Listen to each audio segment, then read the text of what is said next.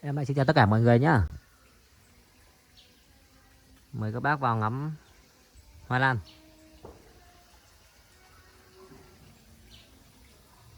Ở đây những cái chậu năm cánh trắng Phú Thọ nhá. Cây đã thắt ngọn này. Béo mập rụt này. Năm cánh trắng Phú Thọ, thân lá rất đẹp. HO này, chưa thắt ngọn.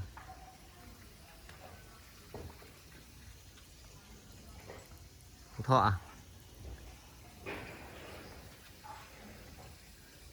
Đại tướng. Đại tướng mới chưa thắt ngọn nhá. Thần rất mập. Cái chậu này sang năm không cần phải kích nhá. Em sẽ để ra tự ra hoa tự nhiên. Như chậu tầm 80 phân mét này không cần phải kích. Còn bác nào thích kích thì vẫn cứ kích được. Kích thì nó sẽ ra hoa chủ động, nó sẽ được sai hơn. Nếu chúng ta để tự nhiên thì nó ra hoa nó cũng không được sai lắm nhé. Nhưng mà cái khuôn bông nó chuẩn. Đấy.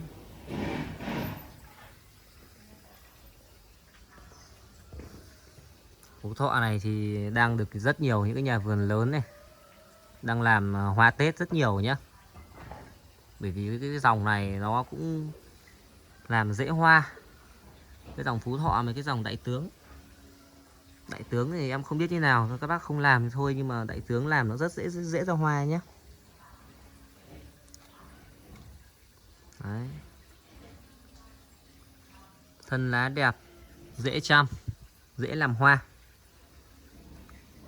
Thì không hà cớ gì mọi người không chơi. Đấy. Thì những vào ngày Tết thì các bác trong vườn nhà mình mà có một vài chậu như này mà kích được ra hoa thì rất chi là đẹp nhá. Thì Tết có những cái chậu năm cánh trắng này nở thì chúng ta bày trưng ở bàn, nó có cái hương thơm của hoa lan, của những cái bông hoa thì thôi rồi, không còn gì hơn. Đấy.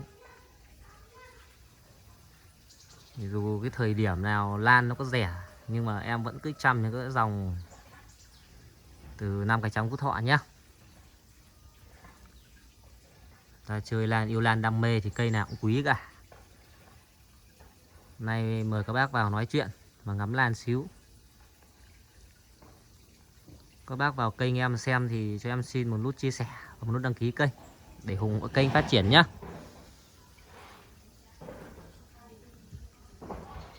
Đây những cái chậu này em mới thay giá thể hết này. Toàn bộ. Cứ cuối năm em thay giá thể được. Cây thắt ngọn hay chưa thắt ngọn em vẫn thay. Đấy.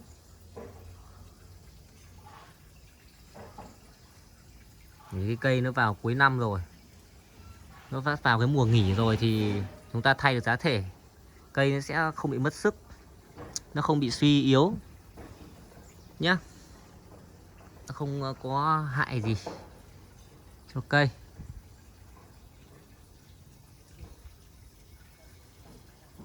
Còn những cái cây nó có ngọn này chúng ta thay thì nếu mà bộ rễ kiểu gì chúng ta nó hỏng nhá, chúng ta vẫn có thể cắt tỉa bỏ và thay hết giá thể đi và tưới giữ ẩm cho nó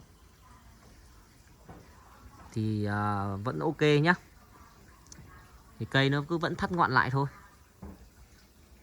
Vào cái mùa này các bác có mà lôi cây ra, các bác có cắt hết rễ treo nó lên nó vẫn sống nhá, không để chết được. Đấy.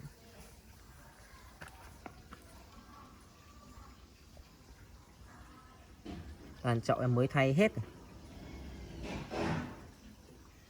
Thắt ngọn hay chưa thắt ngọn em cũng thay.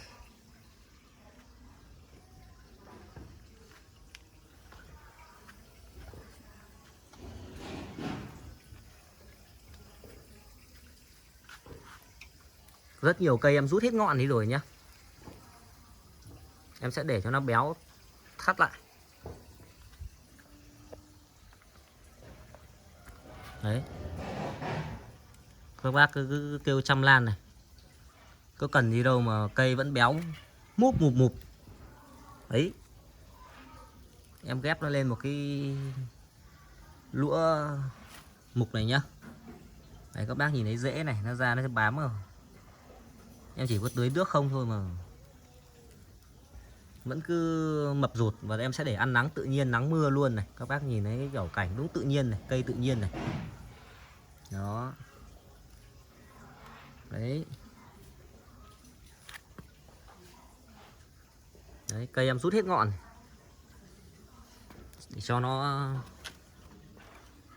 thắt ngọn cho nó béo lại nhé. Em rút hết ngọn.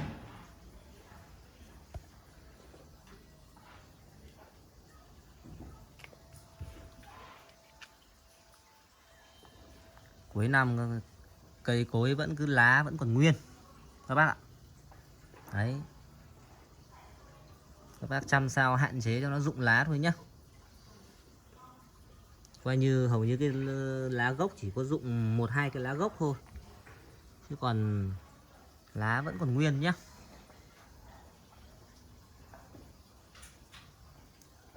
Thôi video đến đây là hết nhá. Em xin chào tất cả mọi người.